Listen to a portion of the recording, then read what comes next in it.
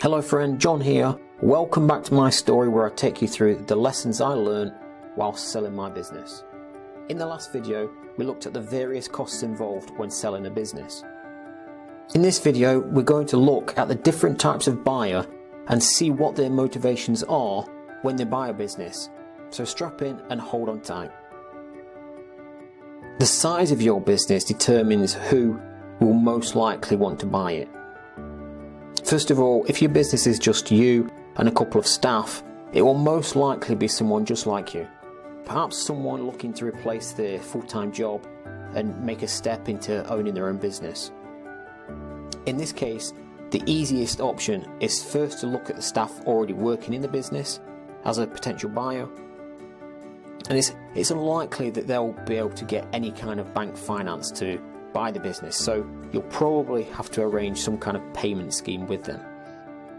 For businesses with between 500,000 and 25 million in turnover, it will most likely be a trade buyer. In other words, a company similar to yours. It could be a competitor or it could be a complementary business.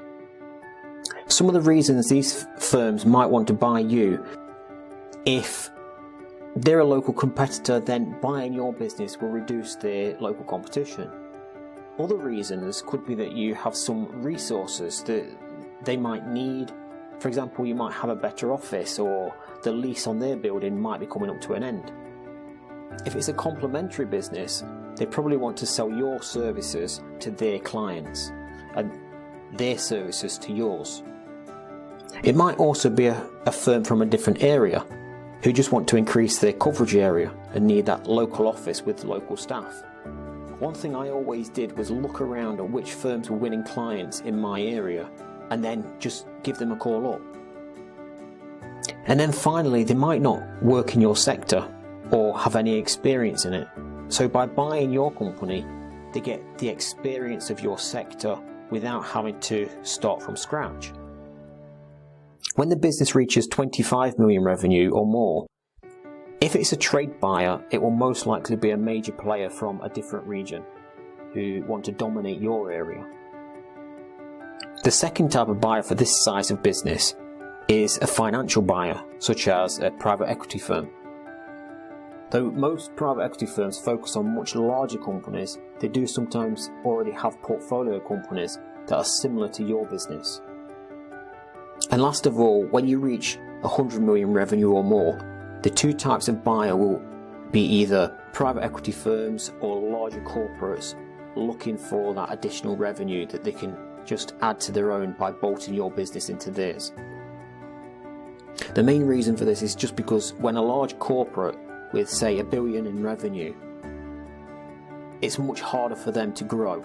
For them to achieve 10% growth, it would take a lot of time and energy, so instead they just buy that growth instead. Now we're almost done, but one thing we've missed out is a sale through an IPO. In other words, listing the business on the stock market. If you were still involved in running the business, you'd probably have to stick around for a few years with this option. But otherwise, this is another way to sell the business, and rather than selling it to a single buyer, with this, you might have over 1,000 smaller buyers that are grouping together to buy your shares. Well, that's it for this video.